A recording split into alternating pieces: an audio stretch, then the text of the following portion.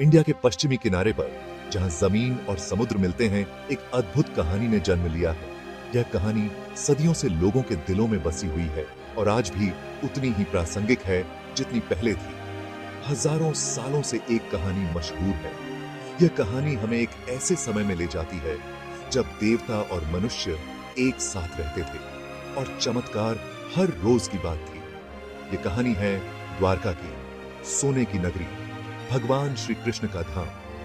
द्वारका एक ऐसा शहर जो अपनी भव्यता और दिव्यता के लिए जाना जाता था, जहां हर गली, हर मोड़ पर कृष्ण की उपस्थिति महसूस की जा सकती थी। यह कोई मामूली शहर नहीं था। यह एक ऐसा स्थान था जहां इतिहास और पौराणिक कथाएं एक साथ मिलती थी और हर पत्थर पर एक कहानी लिखी हुई थी। यह एक शानदार नगरी थी, ज्ञान और समृद्धि की रोशनी और कृष्ण के राज्य का दिल। यहाँ की सड़कों पर जीवन की चहल पहल थी और हर व्यक्ति अपने जीवन में कृष्ण के आदर्शों को अपनाने की कोशिश करता था। द्वारका आस्था की नींव पर बना शहर था, जहां हर मंदिर, हर मूर्ति और हर धार्मिक स्थल कृष्ण की महिमा का गुणगान करता था। नदी की हवा में भक्ति और श्रद्धा की महक थी। इसका हर कोना अपने शासक की दिव्य उपस्थिति से भरा हुआ था। कृष्ण की उपस्थिति ने इस शहर को एक विशेष स्थान बना दिया था, जहां हर व्यक्ति को उनकी दिव्यता का अनुभव होता था। द्वारका सिर्फ एक जगह नहीं थी, यह एक भावना थी, एक अनुभव था जो हर व्यक्ति के दिल में बसा हुआ था। यह एक ऐसा स्थान था जहां लोग अपने दुखों और चिंताओं को भूलकर शांति और आनंद की खोज में आते थे। यह कृष्ण के दिव्य सार का प्रतिबिंब था।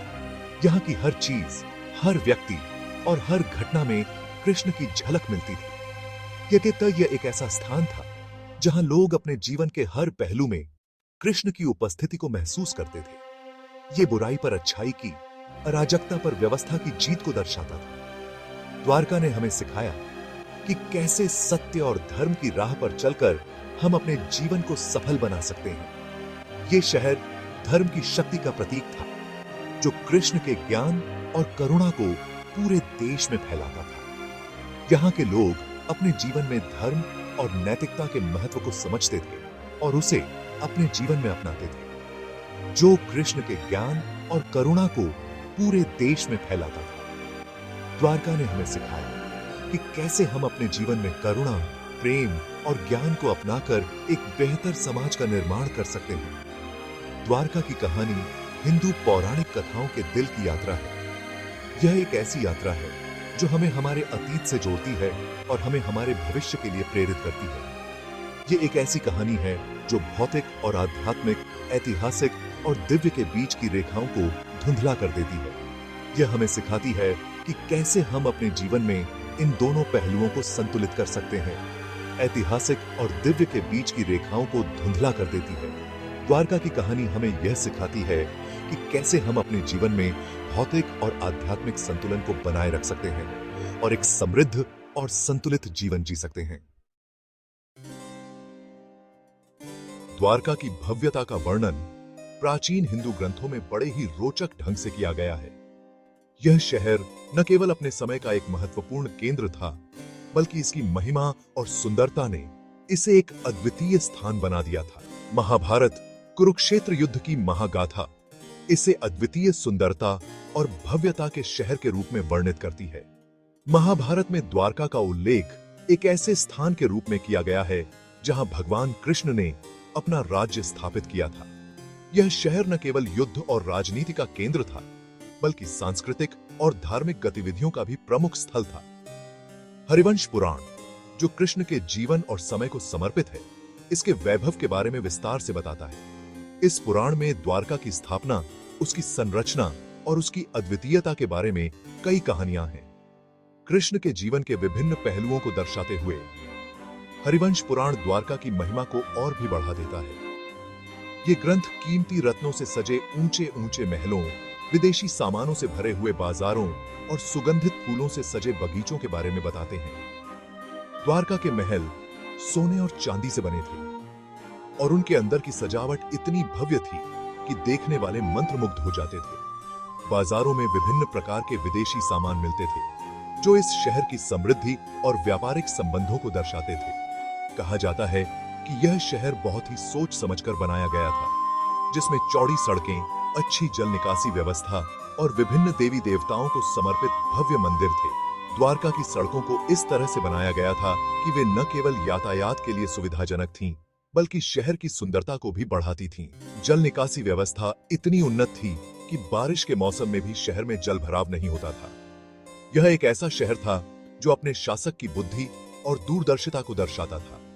कृष्ण की नेतृत्व क्षमता और उनकी दूरदर्शिता ने द्वारका को एक आदर्श शहर बना दिया था। यहाँ के महल और इमारतें न केवल वास्तुकला की दृष्टि से अद्वितीय थीं, बल्कि उनकी संरचना भी बहुत ही मजबूत और टिकाऊ थी। इन प्राचीन ग्रंथों के वर्णन एक ऐसे शहर की तस्वीर पेश करते हैं जो न केवल देखने में आकर्षक था, बल्कि अपने समय से तकनीकी रूप से भी उन्नत था। द्वारका की तकनीकी उन्नति का एक उदाहरण उसकी जल निकासी व्यवस्था और सड़कों की संरचना है। इसके अलावा यहाँ के मंदिर और महल भी तकनीकी दृष्टि से बहुत उन्नत थे। इन ग्रंथों में द्वारका सिर्फ एक शहर नहीं है, यह एक आदर्श है। यह एक ऐसा स्थान था जहां हर व्यक्ति सुखी और समृद्ध था। यहाँ की सामाजिक व्यवस्था इतनी सुदृढ़ थी कि हर व्यक्ति को अपने अधिकार और कर्तव्यों का ज्ञान था। द्वारका की यह विशेषता इसे अन्य शहरों से अलग बनाती है।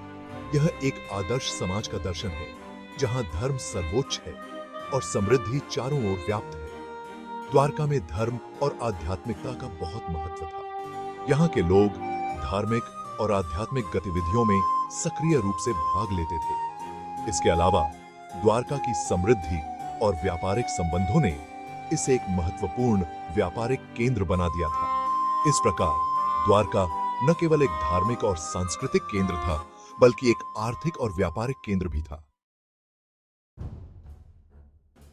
द्वारका की कहानी कृष्ण की कहानी से अलग नहीं है। अपने लोगों यादवों को मथुरा से ले जाने के बाद उन्होंने अपना राज्य वहां बनाने का फैसला किया। यह प्रवास केवल घर बदलना नहीं था, यह एक रणनीतिक कदम था। कृष्ण हमेशा की तरह व्यावहारिक, अपने लोगों का मार्गदर्शन करने के लिए एक सुरक्षित और समृद्ध आधार की आवश्यकता को समझते थे। कृष्ण के नेतृत्व में यादवों ने अपने दुश्मनों पर विजय प्राप्त की थी, लेकिन शांति नाजुक थी और कृष्ण जानते थे कि उन्हें एक नई शुरुआत की जरूरत है। द्वारका ने अपनी रणनीतिक स्थिति और प्राकृतिक सुरक्षा के साथ वह अवसर प्रदान किया।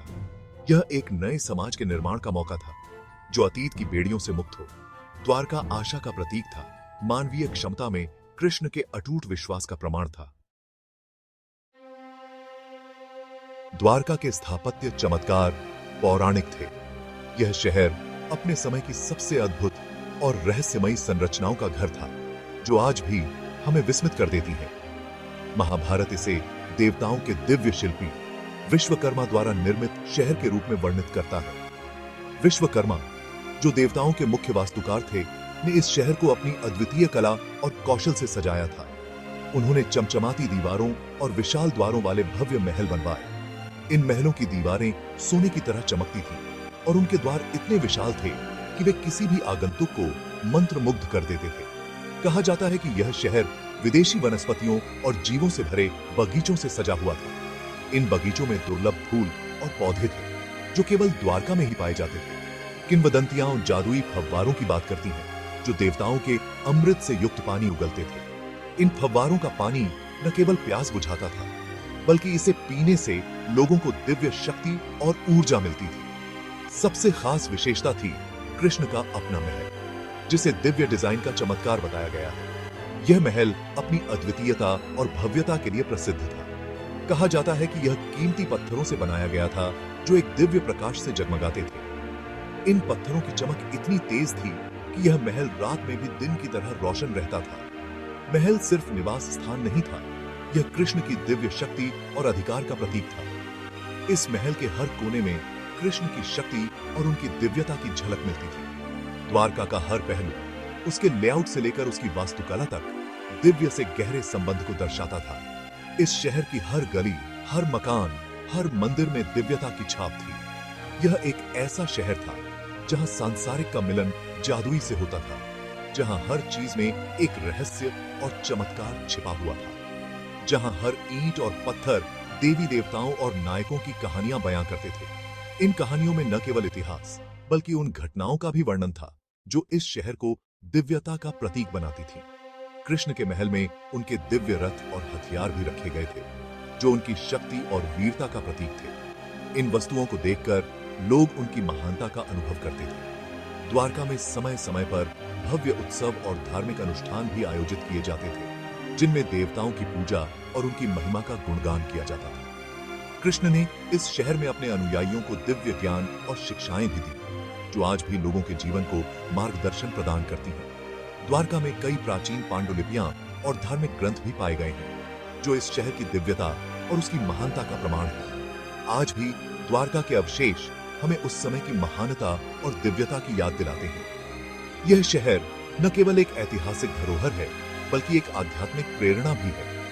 द्वारका आज भी लाखों पर्यटकों और आध्यात्मिक साधकों को अपनी ओर आकर्षित करता है जो यहाँ आकर इस दिव्य शहर की महिमा का अनुभव करते हैं। इस शहर का हर कोना, हर दृश्य, हर अनुभव एक दिव्य यात्रा की तरह है जो हमें हमारे अतीत से जोड़ता है और हमें आध्यात्मिक शांति प्रदान करता है। द्वारका के प्राचीन मंदिर और धार्मिक स्थल आज भी लोगों के लिए आस्था और श्रद्धा के केंद्र बने हुए हैं जहां लोग अपनी मनोकामनाओं की पूर्ति के लिए आते हैं। इस शहर की दिव्य ऊर्जा और आध्यात्मिक तरंगें हर आगंतुक को एक अनोखा अनुभव प्रदान करती हैं जो उन्हें जीवन भर याद रहती हैं।